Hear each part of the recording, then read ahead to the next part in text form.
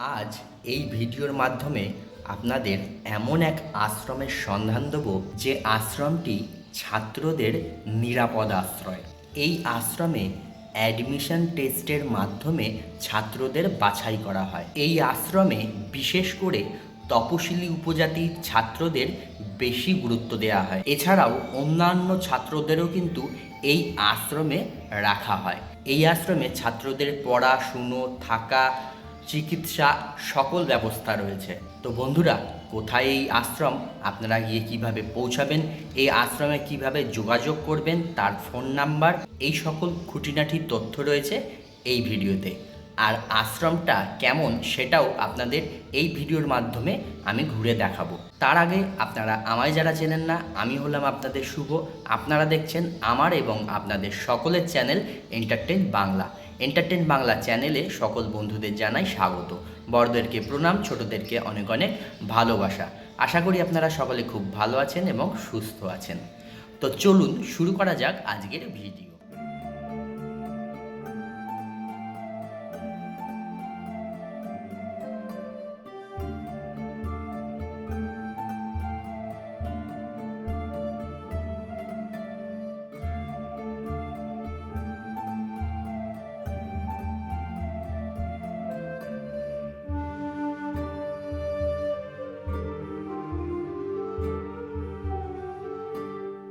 আমার আজকের গন্তব্যস্থল পায়রাডাঙ্গা, আর আমি এখন চলে এসেছি পায়রাডাঙ্গা স্টেশনে।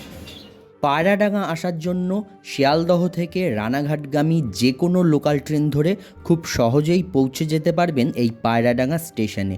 আমি নেমেছি শিয়ালদহের দিক থেকে এসে 1 নম্বর প্ল্যাটফর্মে।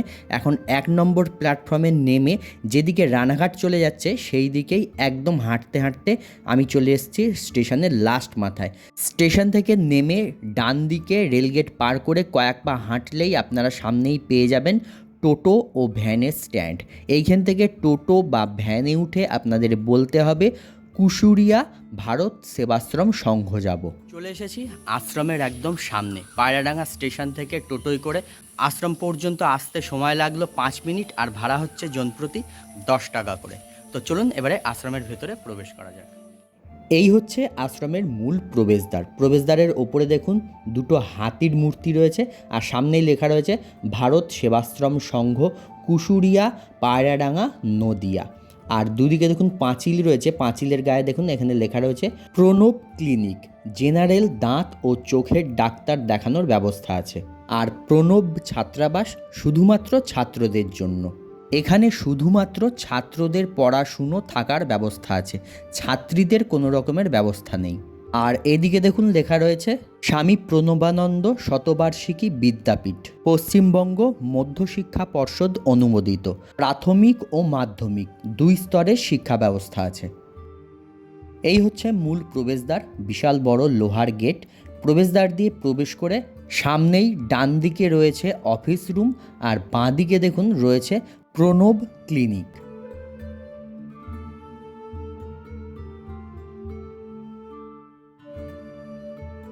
আর ডান দিকে দেখুন এখানে একটা চাপকল রয়েছে।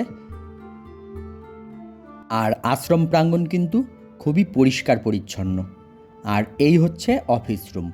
এই আশ্রমে এসে যোগাযোগ করতে হলে এই অফিস রুমেই যোগাযোগ করতে হবে। আর আপনারা যদি আগের থেকে যোগাযোগ করতে চান তার জন্য দেখুন সামনেই একটা ফোন নাম্বার দেওয়া রয়েছে, আর যোগাযোগের সময়টাও কিন্তু এখানে দেওয়া রয়েছে। ওপরেই দেখুন ফোন নাম্বারটা দেওয়া রয়েছে, আপনারা পজ করে দেখে নিতে পারেন। আর সময়টা দেওয়া রয়েছে সকাল 7টার থেকে দুপুর 12টা পর্যন্ত, আবার দুপুর 1টার থেকে বিকেল 4টে পর্যন্ত অফিসের সময়।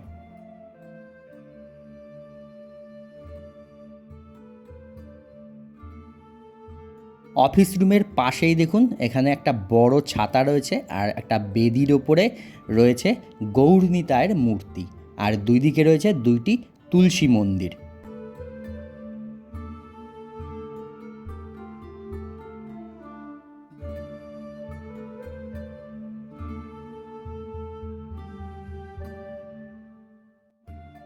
আশ্রমটা কিন্তু বেশ বড়, সামনেই দেখতে পাচ্ছেন খোলা বিশাল বড় আশ্রম প্রাঙ্গণ। আর অনেকগুলো গাছ রয়েছে দেখুন, এগুলো যতদূর সম্ভব শাল গাছ। আর এই হচ্ছে আশ্রমের মূল মন্দির। মন্দিরটাও কিন্তু বেশ বড়। আর মন্দিরের সামনেই দেখুন রয়েছে একটি মঞ্চ। এই মঞ্চের ওপরেই কিন্তু এই আশ্রমের বিভিন্ন অনুষ্ঠান অনুষ্ঠিত হয়। আশ্রমের মূল মন্দির সহ এখানে অনেকগুলো বিল্ডিং রয়েছে যেগুলো ছাত্রদের থাকার জায়গা। আর আশ্রমের যে বিদ্যালয়টি রয়েছে সেটাও কিন্তু আশ্রমের বাউন্ডারির ভেতরেই। এই যে সামনেই যে বিল্ডিংটা দেখছেন বিশাল বড়, এইটি হচ্ছে প্রণব ছাত্রাবাস। এই রকম কিন্তু আরও বিল্ডিং রয়েছে।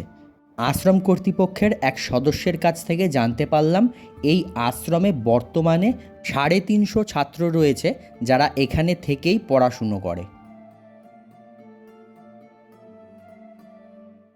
আর এই হচ্ছে মূল মন্দির। আর এই যে দেখুন মন্দিরের সামনেই রয়েছে এই বেদিটা। এই বেদিতেই আশ্রমের যে কোনো অনুষ্ঠান অনুষ্ঠিত হয়। আর এই আশ্রম প্রাঙ্গণেই আশ্রমের মূল মন্দিরের ঠিক সামনাসামনি দেখুন এখানে একটা ছোট্ট পার্ক রয়েছে বাচ্চাদের জন্য।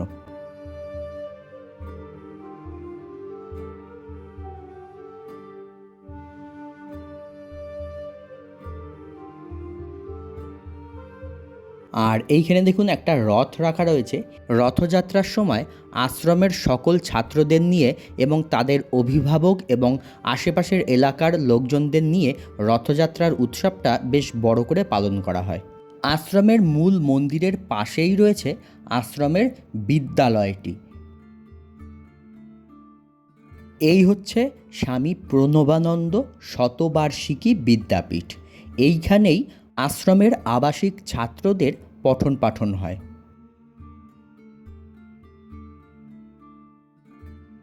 চলুন বন্ধুরা, এইবারে আশ্রমের মূল মন্দিরে প্রবেশ করা যাক। আশ্রমের মূল মন্দিরের গর্ভগৃহটি দোতলায়। আর দোতলায় ওঠার জন্য দেখুন সামনেই সিঁড়ি করা রয়েছে, দুই দিক দিয়েই সিঁড়ি রয়েছে। তো চলুন এবার আমরা এই সিঁড়ি দিয়ে ওপরে উঠে গিয়ে মূল মন্দিরে প্রবেশ করে দেবতাদের দর্শন করে নিই।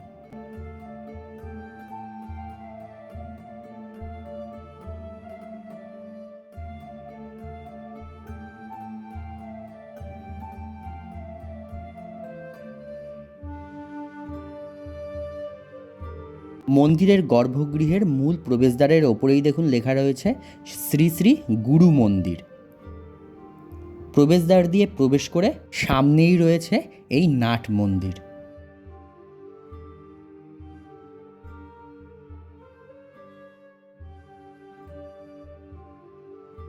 নাট মন্দিরের ওপরের দিকের ছাদে দেখুন খুব সুন্দর একটি কারুকার্য করা রয়েছে। আর মাঝখানেই রয়েছে একটি সুন্দর ঝাড়বাতি।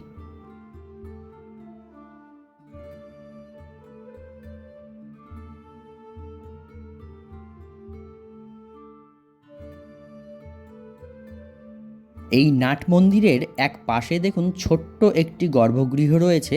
আর এই গর্ভগৃহে বিরাজ করছেন প্রভু শ্রীরাম, লক্ষ্মণ ও সীতা দেবী।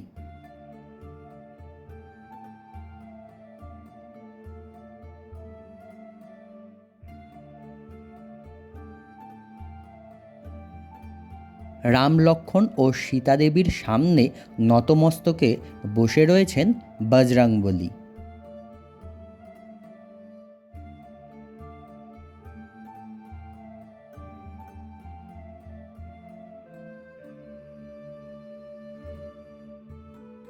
এই মন্দিরে রয়েছে মোট 3টি গর্ভগৃহ।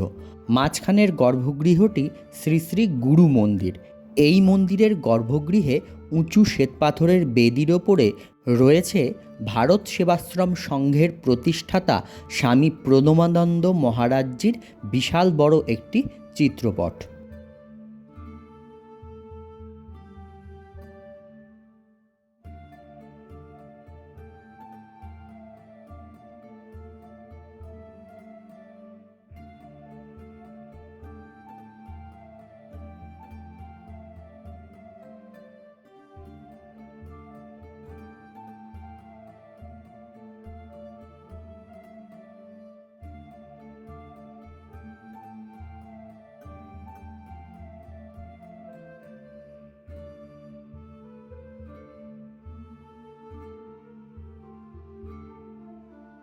শ্রী শ্রী গুরু মন্দিরের গর্ভগৃহের ডান দিকের গর্ভগৃহটি হচ্ছে শ্রী শ্রী কৃষ্ণ মন্দির।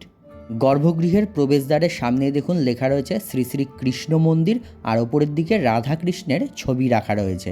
আর এই মন্দিরের গর্ভগৃহে উঁচু শ্বেতপাথরের বেদির ওপরে কাঠের সুসজ্জিত সিংহাসনে বিরাজ করছেন শ্রীকৃষ্ণ। সুদর্শন চক্র হাতে দণ্ডায়মান শ্রীকৃষ্ণ। শ্রীকৃষ্ণের বিগ্রহের সামনেই রয়েছে লক্ষ্মীনারায়ণের বিগ্রহ।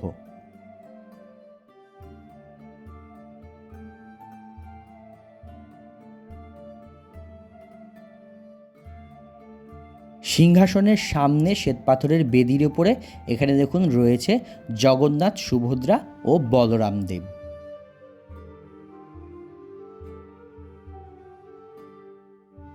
শ্রী শ্রী গুরু মন্দিরের গর্ভগৃহের বাঁদিকের গর্ভগৃহটি হচ্ছে শ্রী শ্রী শিব মন্দির। এই মন্দিরের গর্ভগৃহে বিরাজ করছেন দেবাদিদেব মহাদেব। মাঝখানেই দেখুন রয়েছে একটি কালো পাথরের শিবলিঙ্গ, আর পেছন দিকের দেওয়ালে ছোট্ট একটি কক্ষ করা রয়েছে, তার মধ্যে রয়েছে দেবাদিদেব মহাদেবের একটি বিগ্রহ। আর তার পাশেই রয়েছে আরও একটি ছোট্ট মন্দির, তার মধ্যে রয়েছে মা দুর্গার একটি চিত্রপট। আর পেছন দিককার দেওয়ালে দেখুন শ্বেতপাথরের ফলকে লেখা রয়েছে শিব অষ্টকম।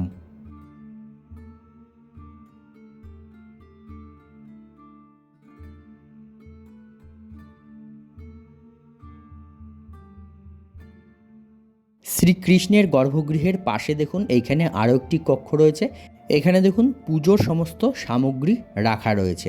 এছাড়াও ভগবানকে এই মন্দিরে নিত্যদিন যে ভোগ দেয়া হয় সেই ভোগ প্রথমে এইখানে এনে রাখা হয়, সেটা সাজিয়ে নিয়ে তারপরে ভগবানকে নিবেদন করা হয়। এই আশ্রমে বাইরে থেকে আগত কোনো দর্শনার্থী বা ভক্তবৃন্দদের জন্য কিন্তু কোনো রকমের প্রসাদের ব্যবস্থা বা থাকার ব্যবস্থা নেই। এই আশ্রমের সমস্ত কিছু ব্যবস্থা আশ্রমের আবাসিক ছাত্রদের জন্য।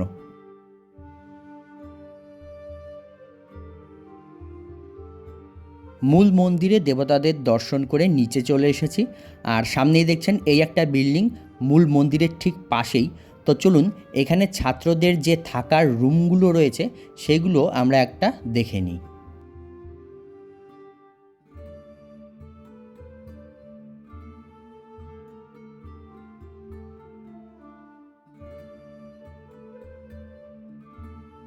এই যে দেখুন এরকম হল ঘর রয়েছে, এই হল ঘরেই একসঙ্গে সকল ছাত্ররা থাকে। আপনারা তো দেখলেন এখানে অনেকগুলো বিল্ডিং রয়েছে আর এরকম অনেকগুলো ঘর রয়েছে যেখানে সকল ছাত্রদের থাকার ব্যবস্থা রয়েছে। আর এখন এই মুহূর্তে ছাত্ররা এখানে নেই, যেহেতু গরমের ছুটি চলছে সেই কারণে ছাত্ররা যে যার নিজেদের বাড়িতে সময় কাটাতে গেছে, ছুটি কাটাতে গেছে। গরমের ছুটির শেষেই ছাত্ররা আবার আশ্রমে ফিরে আসবে। এই দিকটায় দেখুন সুন্দর গাছপালা দিয়ে সাজানো রয়েছে, আর এখানে রয়েছে একটা ছোট্ট পুকুর।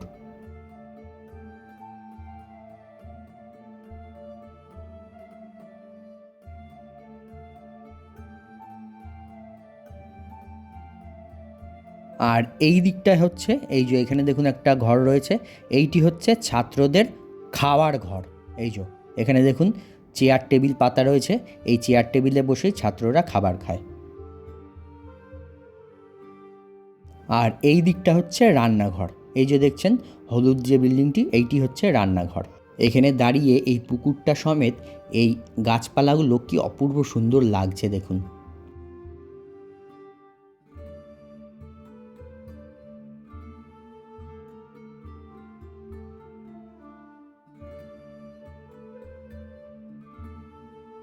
এইখানে দেখুন কাঠ আর গ্যাস দুটোরই ব্যবস্থা আছে, কাঠেও রান্না হয়, গ্যাসেও রান্না হয়।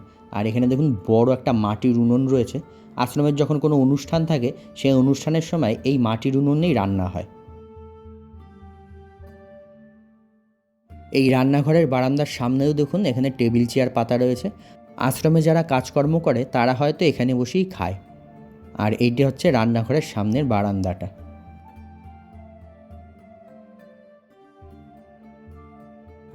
তো বন্ধুরা, আজকের এই প্রতিবেদনটি আপনাদের কেমন লাগলো অবশ্যই কমেন্ট করে জানাবেন।